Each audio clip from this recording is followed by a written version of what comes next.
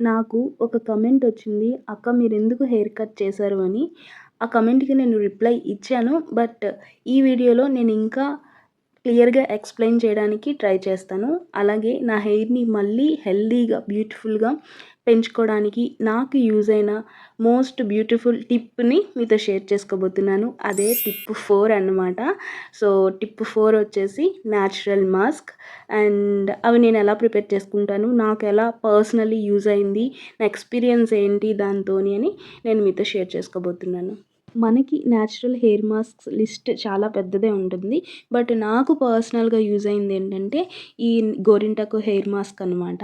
So, దీన్ని నేను ఎలా ప్రిపేర్ చేసుకుంటానంటే ఊరు నుంచి గోరింటాకు తెచ్చుకున్న తర్వాత అందులో చెత్త గానీ, కాడలు గానీ ఏం లేకుండా క్లీన్ చేసేసి లైట్‌గా అలా అలా వాటర్‌లో కూడా క్లీన్ చేసిన తర్వాత సరిపడినన్ని వాటర్ వేసుకొని మిక్సీ వేసుకుంటాను. అండ్ మిక్సీ వేసుకున్న తర్వాత ఒక 10 మినిట్స్ దాన్ని పక్కన పెట్టి అప్పుడు స్కాల్ప్ నుంచి apply చేస్తానన్నమాట.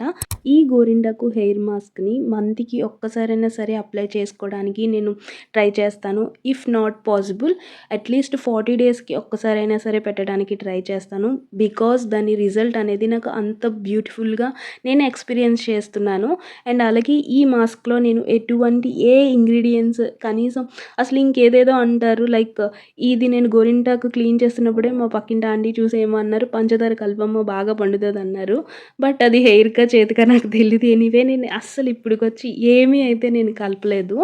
So, only water and గోరింటాకుతోనే నేను హెయిర్ మాస్క్ అనేది ప్రిపేర్ చేసుకుంటానన్నమాట. ఈ గోరింటాకు హెయిర్ మాస్క్ ఒక్కటే కాదు, న్యాచురల్ హెయిర్ మాస్క్ ఏదైనా సరే మనం అప్లై చేసిన తర్వాత మన హెయిర్‌ని బూస్ట్ చేస్తాయన్నమాట హెల్తీగా పెరగడానికి. అలాగే సాఫ్ట్ చేస్తాయి, షైన్ చేస్తాయి. లైక్ మళ్ళీ అవి జీవంతో ఉన్నట్టు మనకి కనిపిస్తాయి.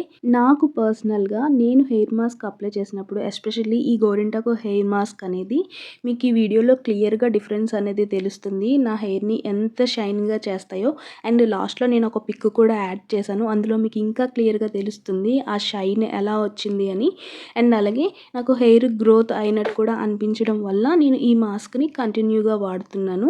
ఇదంతా బానే ఉంది. ఓకే. బట్ మీ అందరికీ ఒక క్వెషన్ అయితే రైజ్ అవ్వచ్చు. మీరు 2019లో హెయిర్ కేర్ రొటీన్ స్టార్ట్ చేసిన కానించి మీ హెయిర్‌ని మీరు రూట్స్ నుంచి స్ట్రాంగ్‌గా పెంచుకుంటున్నారు కదా! బట్ మళ్ళీ మీకు సడెన్‌గా హెయిర్ ఫాల్ ఎందుకు అయింది అని అడుగుతారు నాకు తెలుసు.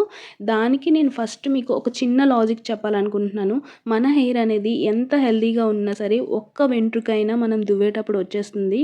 సో, మనకి హెయిర్ ఫాల్ అవుతుంది అని ఎన్ని వెంట్రుకలు వస్తున్నాయి మనం దువ్వేటప్పుడు లైక్ ఏ రేంజ్‌లో ఉంది మన హెయిర్ ఫాల్ అనేది మీరు ఖచ్చితంగా గమనించుకోవాలి.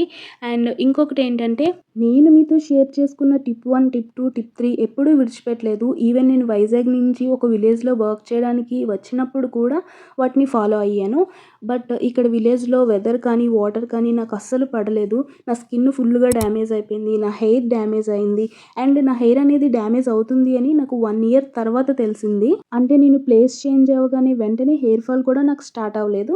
బట్ నాకు అర్థమైంది ఏంటంటే నేను ఇంకా కొంచెం ఎక్స్ట్రా కేర్ పెట్టాలని అప్పుడు యాడ్ చేశాను ఈ టిప్ 4ని. సో, ఇప్పుడు రిజల్ట్స్ మీరే చూస్తున్నారు. ఐ హోప్ నా వీడియోస్ మీకు యూజ్ అవుతాయని అనుకుంటున్నాను. అండ్ యూజ్ అవ్వాలని కూడా అనుకుంటున్నాను. మీకు ఇంకా ఏమైనా డౌట్స్ ఉంటే ప్లీజ్ డూ కమెంట్. ఛానల్‌ని సబ్స్క్రైబ్ చేసుకోవడం మాత్రం అస్సలు మర్చిపోకండి.